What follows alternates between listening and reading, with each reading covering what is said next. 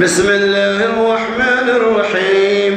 يا أيها المدثر قم فأنذر وربك فكبر وثيابك فطهر والرجز فاهجر ولا تمنن تستكثر ولربك فاصبر. وقالت خديجة رضي الله عنها كلا والله لا ما يخزيك الله أبدا إنك لتصل الرحمة وتحمل الكلا وتقري الضيف وتعين على نوائب الحق. رواه البخاري. حد اسم کی حمد و ثنا بڑائی اور کبریائی اللہ تبارک و تعالی کے لیے ہے، جس رب العالمین کی توفیق اور اس کے فضل و کرم سے ہم اور آپ جمعہ کی خطبہ مع نماز ادا کرنے کی غرض سے حاضر ہوئے۔ اللہ تعالیٰ ہمیں اور آپ کو سننے سنانے سے زیادہ عمل کثیر کے ساتھ ساتھ اللہ تبارک و تعالیٰ ہماری اور آپ کی آمد کو قبول فرمائے، آمین یا رب العالمین۔ معزز اکابرین جماعت،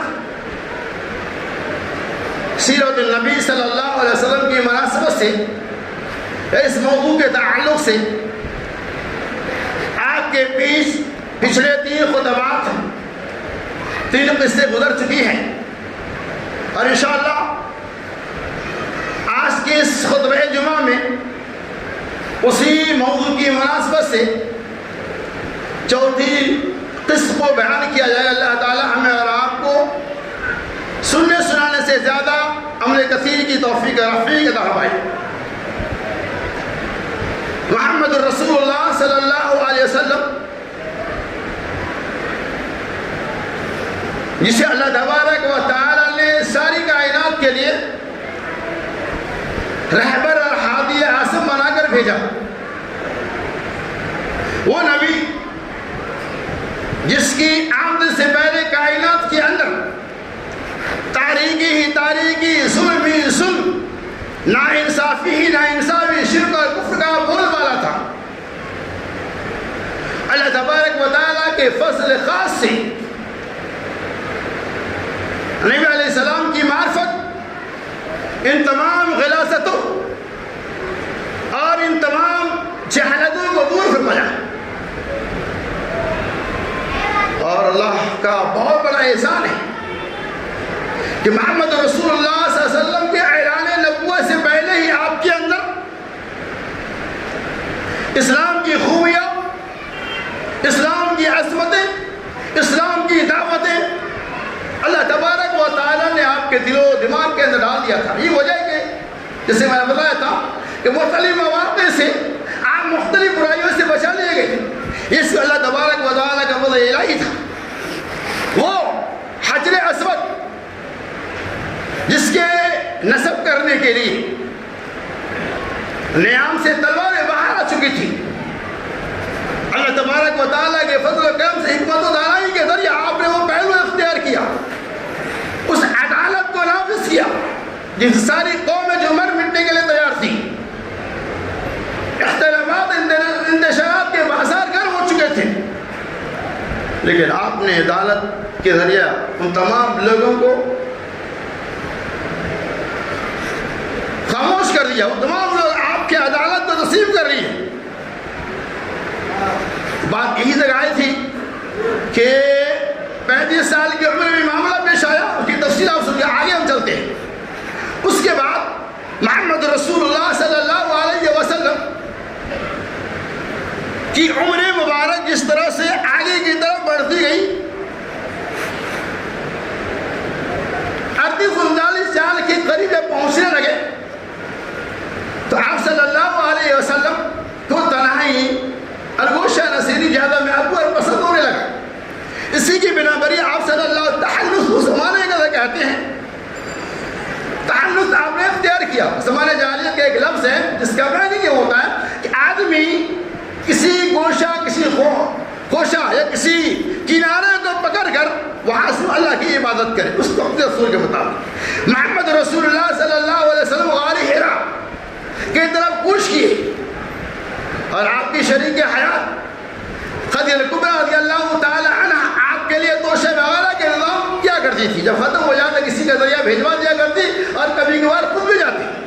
نبی صلی اللہ علیہ وسلم اس غار حرا کے اندر تشریف فرما ہے، اللہ تبارک و تعالیٰ کی عبادتیں کر رہے ہیں، اس چیز کا آپ منتظر بھی ہیں۔ بالاختصار ایک اسی اسرا میں محمد رسول اللہ صلی اللہ علیہ وسلم کا پہلی وحی کا آغاز ہوتا ہے، جیسے قرآن نے سورہ اقرا میں اللہ تعالیٰ نے اس کی تفصیل بیان کیا۔ اسی غار حرا کے اندر جس وقت کہ آپ صلی اللہ علیہ وسلم کی عمر مبارک تقریباً 40 سال 1-2 مہینہ کا مبیش، عام اصطلاح کے اندر 40 سال ہی کہا جاتا ہے، اسی عمر میں پہلی وحی آئی اور کہا، جس کے امام بخاری علیہ الرحمہ نے کتاب الوحی کے اندر تذکرہ کیا ہے کہ پہلی وحی آئی، اقرا بسم ربک الذی خلق خلق الانسان من علق۔ اللہ تبارک و تعالیٰ کی طرف سے جبرائیل امین کہہ رہے کہ اے نبی محمد صلی اللہ علیہ وسلم اقرا، آپ پڑھیے اپنے رب کے نام سے۔ آسر معنا بقاری معنا بقاری معنا بقاری، میں پڑھا لکھا نہیں ہوں، میں پڑھا لکھا نہیں ہوں، میں پڑھا لکھا نہیں ہوں۔ جبرائیل امین نے آپ کو کافر کا زور سے پڑھا، آپ نے کہا پڑھنا نہیں آتا۔ تیسرے مرتبہ جبرائیل امین علیہ السلام نے آپ صلی اللہ علیہ وسلم کے جسم مبارک اور سینے مبارک کو دور سے بھینچا، دبایا، اس کے بعد آپ پڑھنا شروع کر دیا، اقرا بسم ربک الذی خلق خلق الانسان من علق اقرا وربک الاکرم الذی علم بالقلم علم الانسان ما لم۔ 5 آیتیں ہیں جو پہلی وحی کے ذریعے نازل ہوئی۔ اے نبی محمد صلی اللہ علیہ وسلم آپ پڑھیے اپنے رب کے نام سے، الذی علم بالقلم، جس نے آپ کو پڑھنا لکھنا سکھایا، علم الانسان ما لم یعلم، اور وہ ساری باتیں بتائی جو آپ نہیں جانتے تھے۔ اقرا بسم ربک الذی خلق الانسان من علق، اللہ نے انسان کو لوکڑ سے پیدا کیا۔ تو ان آیت و بینات کے اندر اللہ تبارک و تعالیٰ سب سے پہلی بات اس کی دعوت دے رہا، جو سکھا رہا ہے وہ علم ہے، چونکہ اللہ تبارک و تعالیٰ جانتا تھا کہ انسان جس کے مقام اور شان بلند ہونے والے ہیں ان کے لیے علم کا ہونا ضروری ہے، دعوت و تبلیغ کے لیے پڑھا لکھا ہونا ضروری ہے، تاکہ دین کی صحیح تعلیم دی جائے، صحیح رہنمائی کی جائے۔ اس آیت کے نزول کے بعد اقرا بسم ربک الذی خلق خلق الانسان من علق اقرا وربک الاکرم الذی علم بالقلم علم الانسان ما لم یعلم۔ اللہ نے وہ سارا علم دے دیا جسے آپ نہیں جانتے تھے۔ اس آیت کے نزول کے بعد نبی صلی اللہ علیہ وسلم کے اوپر کب کبھی تاریخ ہو گئی، اور آپ صلی اللہ علیہ وسلم اپنی شریکہ حیات خدیجہ الکبریٰ رضی اللہ تعالی عنہا کے گھر آتے ہیں، اور جب اس حالات کو دیکھتے ہیں تو بھی پریشان ہوئے، گھبرا رہے، مجھے کہتے ہیں شاید مجھے اپنی جان کا لالہ پڑ گیا ہے، مجھے اپنے آپ کا خدشہ محسوس ہو رہا ہے۔ خدیجہ الکبریٰ رضی اللہ تعالی عنہا تسلی دیتی ہے اور کیا کہتی ہیں؟ قالت خدیجہ رضی اللہ عنہا کاللہ واللہ ما یخزیک اللہ ابدا، اے نبی محمد صلی اللہ علیہ وسلم کاللہ ہرگز ہرگز آپ کا رب آپ کو ضائع اور برباد نہیں کرے گا۔ کاللہ واللہ لا ما یخزیک اللہ ابدا، اللہ آپ کو کبھی بھی رسوا نہیں کرے گا۔ کیوں رسوا نہیں کرے گا؟ اس کی وجہ ما یخزیک اللہ ابدا انک لتصل الرحمہ، اس لیے کہ آپ صلی اللہ علیہ وسلم صلہ رحمی کرتے ہیں، وتحمل الکلہ، اور بوجھلوں کے بوجھ کو اڑاتے ہیں، وتقسم المعدوم، اور محتاجوں کی محتاجگی کو دور کر دیتے ہیں، بوجھلوں کے بوجھ کو اپنے سر پہ اٹھا لیتے ہیں، وتقری الضیف، اور آپ مہمان نوازی کرتے ہیں، وتعین علی نوائب الحق، اور اے نبی محمد صلی اللہ علیہ وسلم آپ حق کا ساتھ دینے والے ہیں، بھلا اللہ تبارک و تعالیٰ آپ کو رسوا کرے گا۔ یہ ساری صفات، یہ ساری خوبیاں آپ صلی اللہ علیہ وسلم کے اندر نبوت کے اعلان نبوت سے پہلے موجود تھی۔ تب تو خدیجہ الکبریٰ رضی اللہ تعالیٰ کہتی ہے اے نبی، کیسی فرما بردار بیوی تھی، کہتی ہے اے محمد صلی اللہ علیہ وسلم اللہ رب ذوالجلال کی قسم، گھبرانے کی کوئی بات نہیں، مجھے یقین ہے کہ اللہ آپ کو رسوا نہیں کرے گا۔ جس کے اندر اتنی ساری خوبیاں موجود ہو، جس کے اندر اتنی ساری صفات موجود ہو، بھلا اللہ تبارک و تعالیٰ سے ذلیل اور رسوا کرے گا؟ اس کے بعد بخاری کی روایت،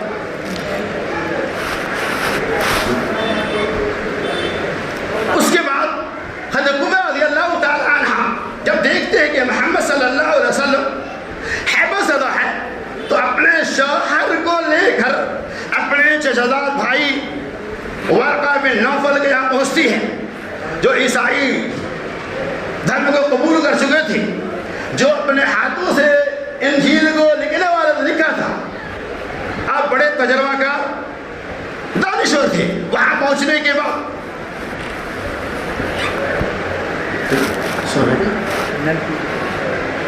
وہ سارا واقعہ اپنے چچا زاد بھائی سے بیان کر کہتے بھتیجے سے آپ پوچھیے، نبی صلی اللہ علیہ وسلم پورا تفصیل بیان کیا اور آپ نے کیا جواب دیا جو قابل غور بات ہے۔ یہ ورقہ بن نوفل نے کہا یہ تو وہی ناموس اکبری ہے جسے اللہ تبارک و تعالی نے حضرت موسیٰ کریم اللہ کو عطا فرمایا تھا۔ اس کے بعد آپ نے کہا آپ کی قوم آپ کو آپ کے شہر سے نکال دیں گے، اللہ تبارک و تعالی آپ کے مقام کو بلند کرنے والا ہے، اللہ تبارک و تعالی آپ کو نصارت و نبوت سے نوازنے والا ہے، آپ کی قوم آپ کو آپ کے شہر سے نکال دیں گے۔ اللہ کے رسول صلی اللہ علیہ وسلم کہتے ہیں کیا مجھے میری قوم نکال دے گی؟ کیوں؟ کہا ہر نبی کے ساتھ ایسا ہی ہوا ہے، دشمن طاق میں لگے ہوئے ہیں، جیسے ہی یہ خبر ملے گی آپ کے چاہنے والے آپ کے نام پہ جان دینے والے وہ آپ کی جان کھینچنے کے لیے تیار ہو جائیں گے، آپ کے جان کو لینے کے لیے تیار ہو جائیں گے۔ اس کے بعد آگے ورقہ بن نوفل کہا ٹھیک ہے اگر میں اس وقت زندہ رہا تو میں آپ کی بھرپور مدد کروں گا، لیکن وہ اللہ کے چند ہی دنوں کے بعد ورقہ بن نوفل کا انتقال ہو جاتا ہے۔ محمد صلی اللہ علیہ وسلم جب وہاں سے واپس آئے، خدیجہ کبریٰ رضی اللہ تعالی عنہ جب واپس آ گئی تو محمد صلی اللہ علیہ وسلم حیبت زدہ ہے، ذہنی اعتبار سے آپ کے ذہن و دماغ کے انتشار ہے، آپ حیبت میں خشیت آپ کو تاری ہو چکی، ڈر رہے ہیں کیا معاملہ کیا ہوگا۔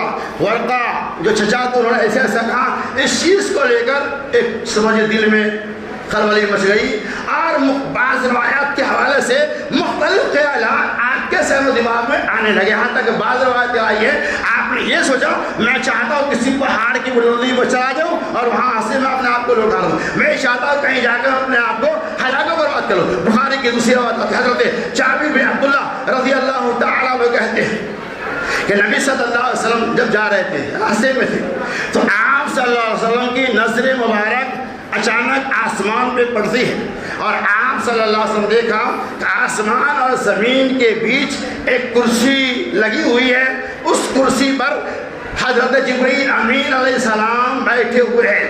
محمد صلی اللہ علیہ وسلم کہتے ہیں میں نے جبرائیل امین کو پہچان لیا کہ وہی جبرائیل امین ہے جو غار حرا کے اندر وحی لے کر آئے تھے۔ جب پہچان لیے تو اور زیادہ کبھی تاری ہوگی، گھبرا گئے، چونکہ پہلے ایک حادثہ، چونکہ علم تو نہیں تھا کیا ہونے والا ہے، وہ گھبراہٹ تو تھی، کرسی جبرائیل امین کو دوسری بار دیکھ لیا اور پہچان لیا وہی ہے، تو خوف کی بات تو وہی سب آپ انسان تھے، عالم غیب تو آپ تھے ہی نہیں۔ بہرحال وہاں سے کانپتے کانپتے ہوئے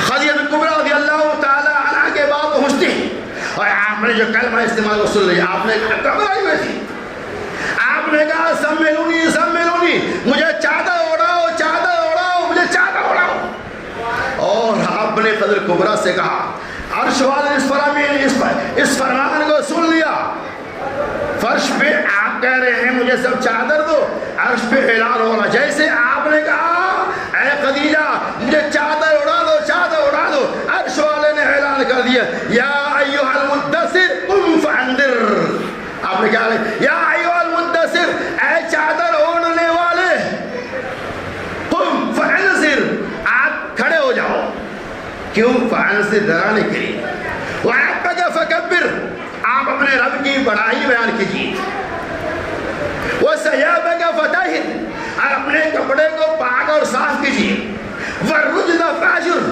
اور ناپاکی کو ترک کر دیجیے، ولربک فاصبر، اور اپنے رب کے لیے آپ صبر کیجیے۔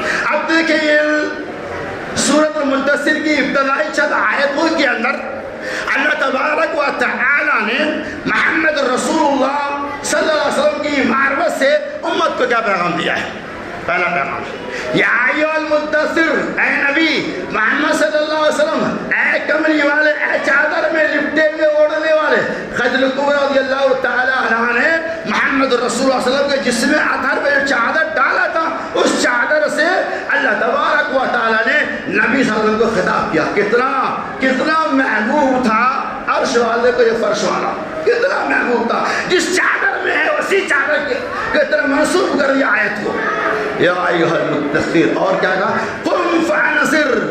یہ نبوت کی ابتدائی مرحلے کی بات ہے. قم فانذر, آپ کھڑے ہو جائیے.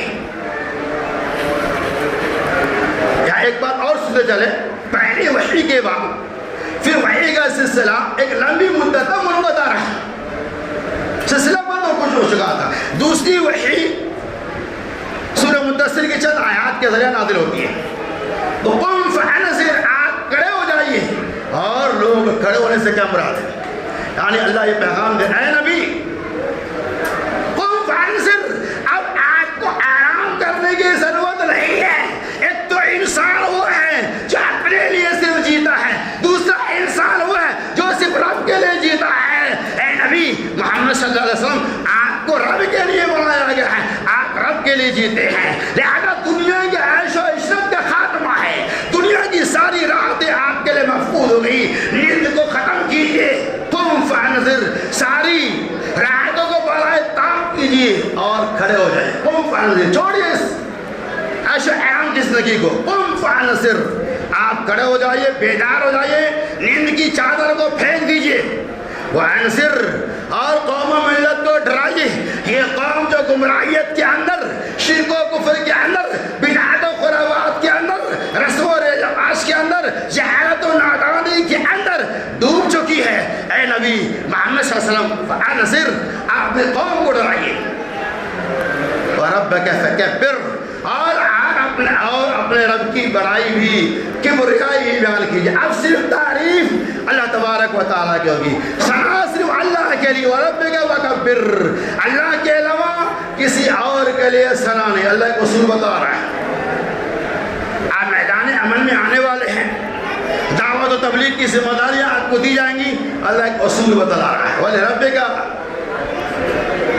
آپ اپنے رب کی بڑائی بیان کیجیے. وَثِيَابَكَ فَطَهِّرْ, اور آپ اپنے کپڑے کو پاک کیجیے.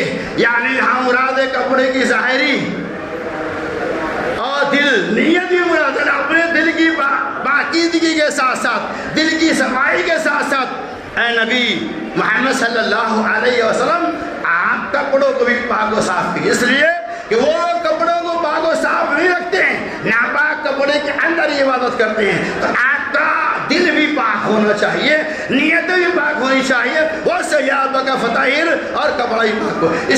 وَالرُّجْزَ فَاهْجُرْ, اور اے نبی محمد صلی اللہ علیہ وسلم, آپ پاکی, اور آپ ناپاکی کو ترک کر دیجئے.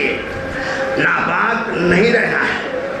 یا ناپاکی سے ایک مراد یہ بھی ہے کہ زمانہ جاہلیت کے اندر وہ لوگ جو عبادت کے لیے جاتے اپنے عقیدے کے مطابق, تو ناپاکی کی حالت میں بھی وہ لوگ عبادتیں کر لیا کرتے تھے. تو اللہ تبارک و تعالیٰ نے کہا, ایک اصول نبی کو خطاب کر کے امت کو اللہ تعالیٰ پیغام دے رہا ہے.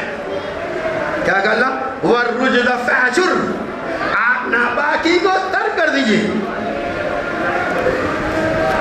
اور اس کے وَلَا تَمْنُن تَسْتَكْثِرْ, اور آپ احسان کرنے کے بعد اس احسان کے بدلے زیادہ کی امیدیں نہ رکھیے. مطلب یہ ہوا, اللہ یہ پیغام دیتا ہے, آپ کسی کے ساتھ, نبی خطاب ہے, مراد امت ہے, کہ اگر آپ, نبی تو سوال ہی نہیں ہے, کسی کے ساتھ احسان کرے اور پھر اس سے امید رکھے, ایسا ممکن نہیں. یہ پیغام اصل میں امت کے نام ہے. وَلَا تَمْنُن تَسْتَكْثِرْ, امت کی ذمہ داری ہے کہ احسان کرنے کے بعد وَلَا تَقْصِرْ, اس سے زیادہ کی امیدیں نہ رکھے. احسان کرنے کے بعد اس سے بدلہ لینے کی امیدیں نہ رکھے کہ آپ نے ان کے ساتھ احسان کیا ہے, اس کا بدلہ اپنے سے ملنا چاہیے. آپ نے جس کے ساتھ احسان کیا اس کے رب سے بدلہ لینے کی امیدیں رکھیے, اس بندے سے بدلہ لینے کی کوئی امید نہ رکھیے. اور اس کی بھی ذمہ داری ہے کہ جس نے احسان کیا ہے اسے بھی احسان فراموش نہیں ہونا چاہیے. دونوں کی ذمہ داری الگ الگ پہلو ہے, ہر ایک انسان کو اس چیز کو سمجھ کر لینا چاہیے. وَلَا تَمْنُن تَسْتَكْثِرْ وَلِرَبِّكَ فَاصْبِرْ, اے نبی محمد صلی اللہ علیہ وسلم, اور آپ اپنے رب کے لیے صبر بھی کیجئے. مطلب کیا ہوا, اس کا مطلب یہ ہے کہ آپ کے اوپر ایک بہت بڑا بوجھ ڈال دیا گیا